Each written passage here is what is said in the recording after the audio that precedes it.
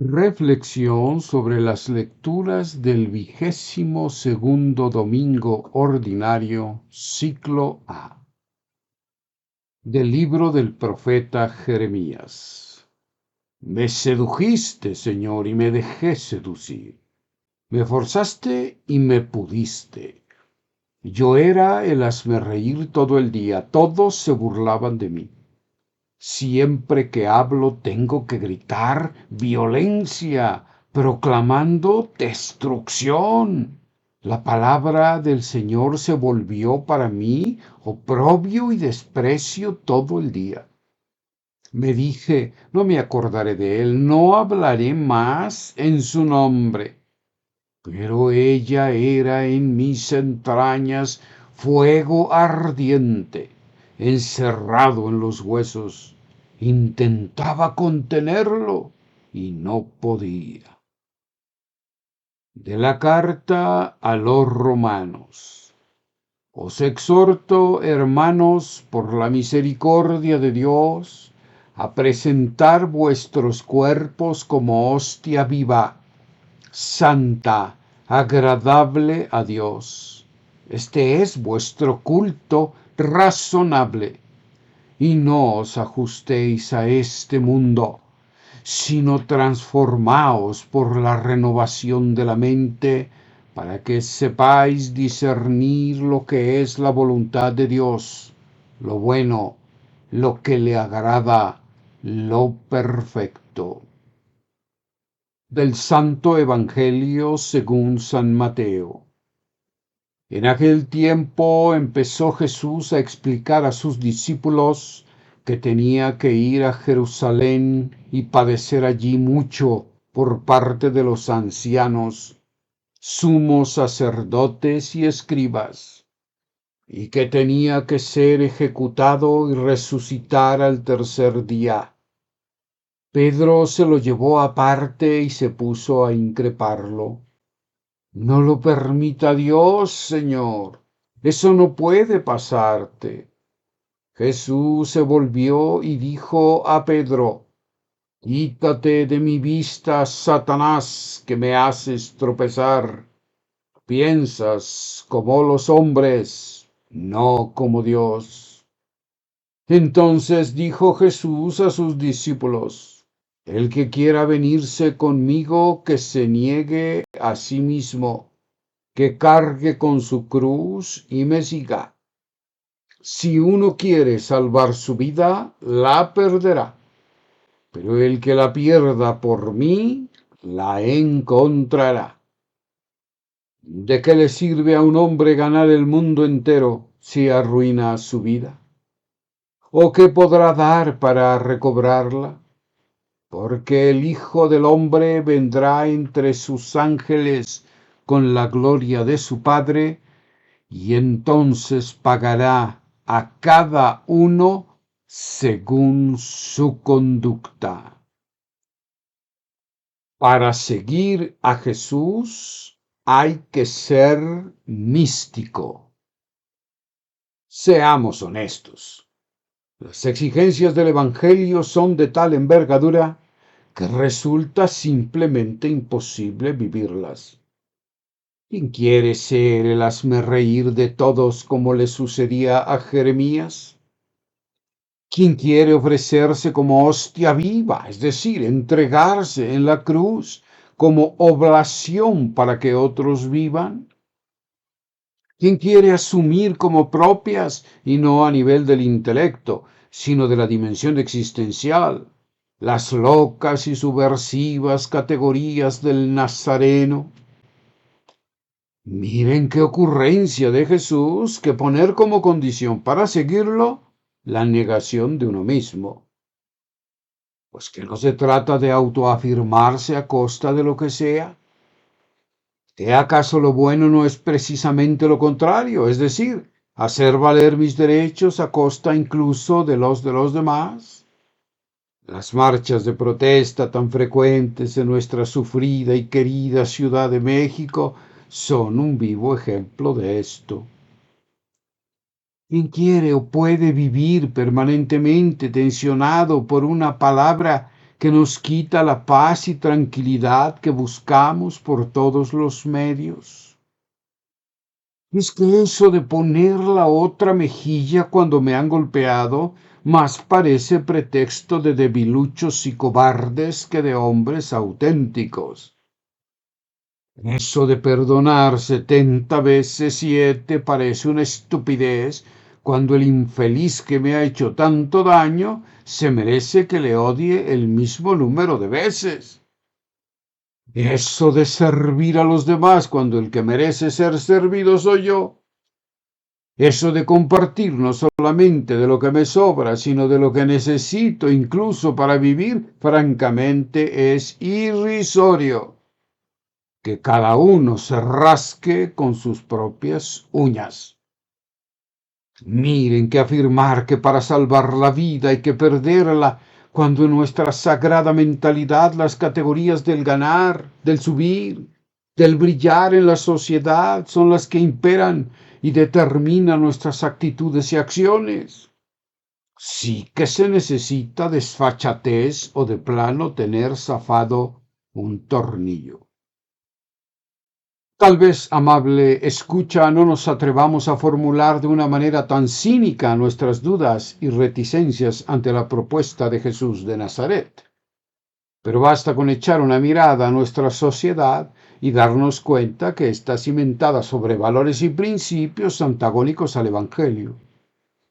Y si según los últimos datos del censo poblacional, alrededor del 80% de los mexicanos afirman ser cristianos, entonces la deducción lógica es que los discípulos, y entrecomillo la palabra discípulos, no pasamos de ser simples admiradores del Nazareno, pero no estamos dispuestos a asumir su mentalidad y mucho menos su manera de vivir. Algunas de las preguntas que debemos hacernos son las siguientes. ¿Será que todo está perdido? ¿Acaso el sueño de Jesús es una simple quimera? ¿Será más honesto y congruente abandonarlo en el baúl de los recuerdos o de las cosas bellas pero imposibles? ¿Valdrá la pena seguir viviendo una religiosidad hueca que reniega con sus acciones de aquel al que confiesa con sus labios como Señor? Desde luego que la problemática de la esquizofrenia de la fe, como la llamaba San Juan Pablo II en su encíclica Fe y Razón, refiriéndose a la separación entre lo que se dice creer y la ética concreta que se vive, es sumamente compleja y exige un tratamiento interdisciplinar. Pero creemos que un factor causal determinante es la ausencia casi total de la dimensión mística de la fe. Aclaramos de inmediato el término, antes de que a varios de nuestros escuchas les comiencen a salir ronchas precedidas de un gesto de escepticismo y una sonrisa socarrona. Lo que viene de manera refleja a la mente de los que escuchan la palabra misticismo es la definición que nos propone el diccionario de la Real Academia de la Lengua Española. Estado extraordinario de perfección religiosa que consiste esencialmente en cierta unión inefable del alma con Dios por el amor y va acompañado accidentalmente de éxtasis y revelaciones. Suena impresionante, ¿verdad? Pero absolutamente incomprensible y totalmente alejado de nuestra experiencia religiosa cotidiana. ¿En qué consiste la perfección religiosa?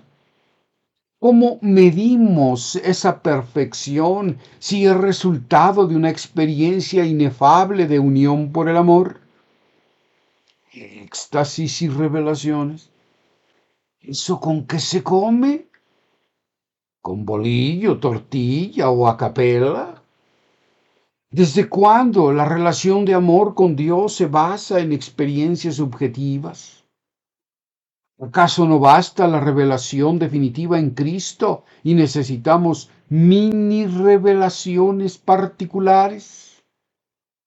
No, hermanos, la relación con Dios no se juega en el campo de las impresiones sensibles, sino en el de la escucha y meditación atenta de la palabra, de la oración seria en la que nos disponemos para Él, en el de la inserción vital de una comunidad de discípulos dispuestos a dejarse mover por el Espíritu y a celebrar la acción salvadora de Dios en su historia. Son espacios que están perfectamente al alcance de la voluntad. El estudio y meditación de la palabra no son cosas fuera de lo que sensatamente puede pedirse a alguien que se dice discípulo de Jesús. No se trata de iniciar sesudos y aburridos estudios bíblicos que solo entiende el expositor, o al menos eso dice él, sino de generar espacios de reflexión sobre la palabra, de participar en ejercicios de oración comunitaria, como la Lectio Divina, por ejemplo, de acudir a cursos o seminarios en los que la espiritualidad, es decir, la aplicación a la vida del dato revelado en la Escritura, es siempre la que prima y la reflexión teológica está a su servicio. Existen este tipo de acercamientos a la palabra. Es cuestión de reservar espacios para ellos en nuestra apretada agenda. La oración es simple y sencillamente indispensable en la vida cristiana si ésta pretende tener un mínimo de congruencia evangélica. Desde luego que no hablo de los rezos aprendidos de memoria y repetidos n número de veces y que la mayoría de las ocasiones a lo único que inducen es al sueño.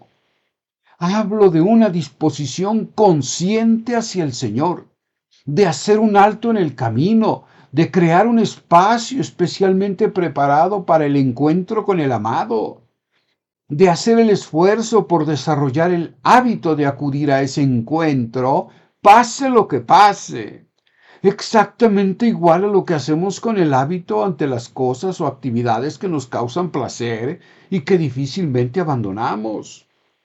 Lo único que Dios está esperando es que generemos ese espacio y perseveremos. Él se derramará abundantemente cuando sea el momento oportuno. Uno no puede esperar que la relación con la pareja vaya adelante y gane en profundidad y calidad si permanecemos ausentes en dicha relación. Más bien debemos esperar enfriamiento y descomunión de intereses, pues eso es precisamente lo que sucede cuando no oramos. Nos alejamos de Dios y acabamos por desconocer y rechazar existencialmente las cosas de Dios. La vida cristiana simplemente no existe sin referencia vital a una comunidad de hermanos que comparten la fe y el deseo de seguir a Jesús a pesar de sus perplejidades y dudas. Jesús no quiere seres perfectos, tal vez porque es realista y sabe que eso no existe más que en la imaginación desbordada de los filósofos griegos, sino enamorados de Él. Pero, y esto ha sido causa de escándalo a lo largo de los siglos, resulta que la relación con Jesús no es directa y sin escalas, como si pudiéramos dispensarnos de la mediación eclesial para encontrarnos con Jesús. Cristo sí, iglesia no, es el grito múltiples veces repetido a lo largo de la historia del cristianismo. Pero ahora no es el momento para una disertación más amplia sobre el misterio de la Iglesia y su indefectible relación con Jesús. Simplemente apunto que el testimonio unánime de la Escritura y de la tradición es que a Jesús se le encuentra normalmente, aunque no exclusivamente, en el ámbito de la eclesialidad o comunión discipular.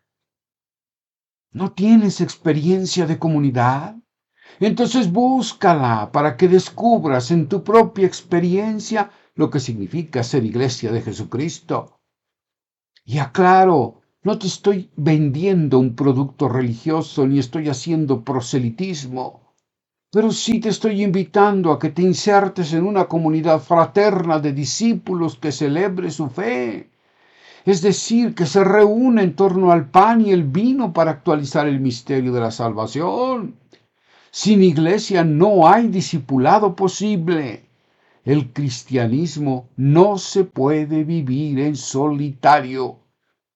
Solamente si nos convertimos en asiduos a la palabra, en orantes constantes y en celebrantes que actualizan en la Eucaristía los misterios de la salvación juntamente con otros hermanos, seremos capaces de cambiar de mentalidad y empezar a hacer realidad el sueño de Jesús.